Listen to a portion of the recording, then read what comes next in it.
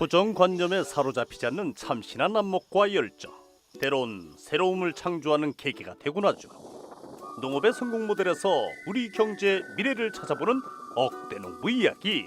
오늘의 주인공 역시 참신한 안목과 열정으로 새로운 품목 개발에 성공했습니다.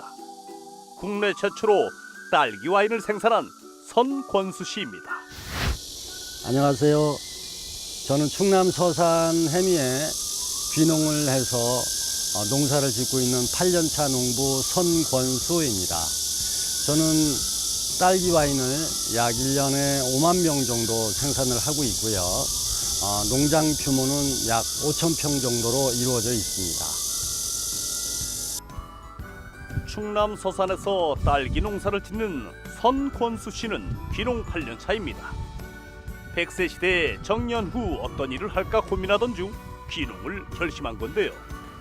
무려 10년이 걸릴 정도로 귀농 준비를 철저히 했습니다.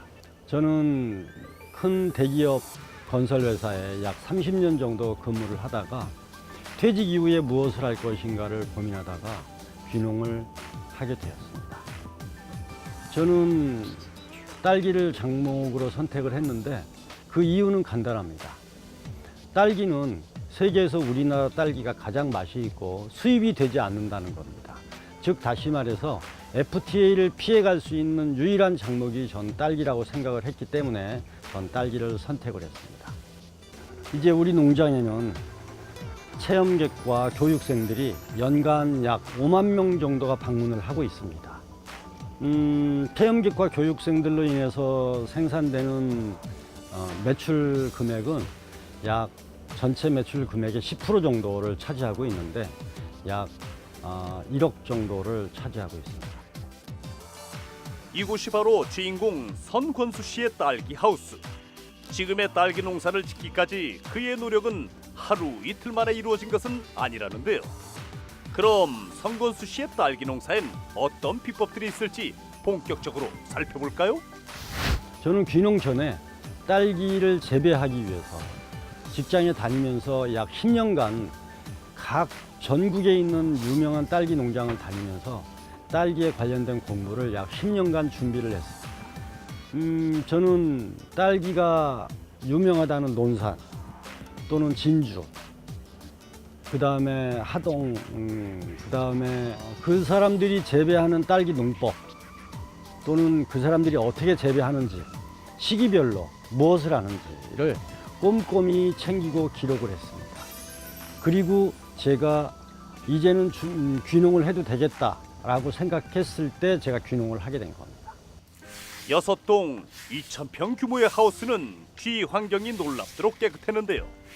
틈나는 대로 수확이 끝난 꽃대와 런너를 잘라내주고 바닥에 떨어진 딸기 줄기를 바로 청소해줍니다. 네, 저희는 체험 농장을 운영하기 때문에 항상 농장의 청결을 유지하려고 노력을 많이 하고 있습니다. 제 성격도 그렇지만 어메니티 팜을 추구하기 때문에 크림 농장, 쾌적한 환경을 굉장히 중요시하게 생각하고 있습니다. 딸기 판매에 단조로움에서 탈피하고 추가적 수입원을 마련하기 위해 체험 농장을 도입한 건 물론 재배 방식 역시 꼼꼼함을 더했는데요. 바로 네덜란드식 재배 방식을 활용한 겁니다. 네, 저희 딸기 농장은 네덜란드식 재배 방법을 택하고 있습니다. 네덜란드식 재배 방법은 우선 지하수를 개발하게 되면 지하수 물을 떠서 네덜란드로 물을 보내게 됩니다. 그러면 네덜란드에서 물 성분을 분석을 해서 거기에 맞는 처방전을 저희에게 보내주고 저희는 그것을 토대로 해서 딸기를 재배하게 됩니다. 뒤에 보이는 것들은 이제 여러 가지 양액들을 ABC 통에 희석을 해서 그것을 배합을 해서 딸기에 공급을 하는데 여기에서 가장 중요한 게 물입니다. 저희 농장에서 사용하고 있는 물은 사람이 먹을 수 있는 물입니다. 사람도 먹을 수 있고 딸기도 먹고 그래서 우리가 보다 안전한 농산물을 생산하기 위해서 최선을 다하고 있습니다. 딸기를 이용한 다양한 부가가치 창출을 통해 6차 산업의 모범 사례를 보여주고 있다는 선권수 씨. 딸기 재배와 체험 농장 이외에 좀 더 특별하고 새로운 시도를 냈는데요. 바로 딸기 와인입니다.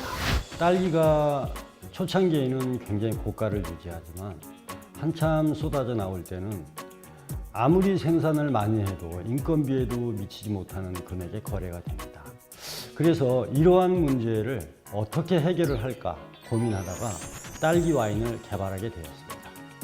딸기 가공품이라고 해봐야 딸기잼이나 떡과 빵 등의 딸기를 가미하는 정도에 그쳤는데 100% 딸기 와인을 시도한 건 이곳 딸기 농장이 유일하다고 하는데요.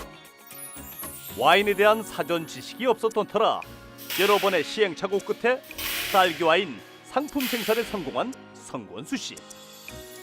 그러나 시판하기까지 더 큰 문제점은 다른 곳에 있었다고 합니다. 와인을 만들어서 판매를 하려고 하다 보니까 여러 가지 어려운 점들이 많이 있었습니다. 일반 와인들과는 달리 딸기로는 우리나라에서는 와인을 만들 수가 없었습니다. 그 이유를 알아보니까 딸기는 채소이기 때문에 채소로는 와인을 만들 수 없다라는 게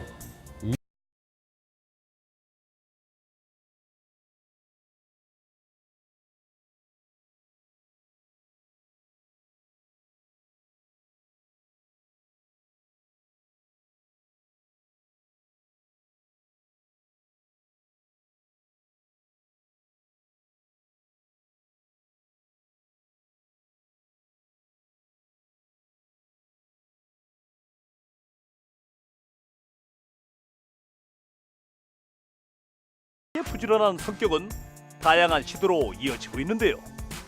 딸기 재배에만 그치는 것이 아니라 다양한 농산물을 함께 재배하면서 매출에도 많은 도움이 되고 있습니다. 이거는 인터넷으로 판매될 농산물이에요. 양파죠. 저번에 감자는 40톤을 팔아서 완판을 했고요. 이제는 양파를 준비해서 팔려고 계획하고 있습니다. 농산물 판매 금액은 양파, 감자 이런 거 합해서 약 매출액의 20% 정도 차지하고 있어요. 여러 노력들이 결실을 맺은 것처럼 2015년엔 한국신지식인협회에서 초보 농사꾼이었던 성권수 씨를 대한민국 지식인으로 선정하게 됐습니다. 이러한 일이 가능했던 것은 고정관념을 깬 새로운 생각도 있지만 가장 중요한 것은 무엇보다 귀농 전 철저한 준비가 있었기 때문이라고 말합니다.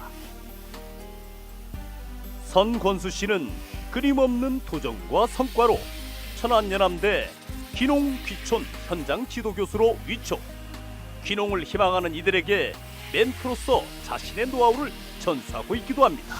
저는 귀농 8년 차입니다. 귀농 8년 동안 여러 가지 준비를 했고 어려운 과정들이 참 많았습니다. 하지만 저는 그 어려움으로 끝나는 것이 아니고 나에게는 새로운 도전이었습니다. 그래서 현재는 매출 10억이라는 규모의 농장을 이루었고 앞으로도 제 도전은 끊임없이 계속될 것입니다. 현재 이곳은 햇섭 시설이 들어올 공간입니다. 저희 농장에는 이번에 2개의 햇섭 시설이 동시에 들어오게 됩니다. 하나는 와인이고 두 번째는 가공 시설입니다. 여러분들이 도전하시고자 한다면 반드시 그 꿈은 이루어질 거라 믿습니다. 농업의 성공 모델에서 우리 경제의 미래 비전을 찾아보는 억대농부 이야기. 오늘의 주인공은 충남 서산에서 딸기 와인을 생산하고 있는 선권수 씨였습니다.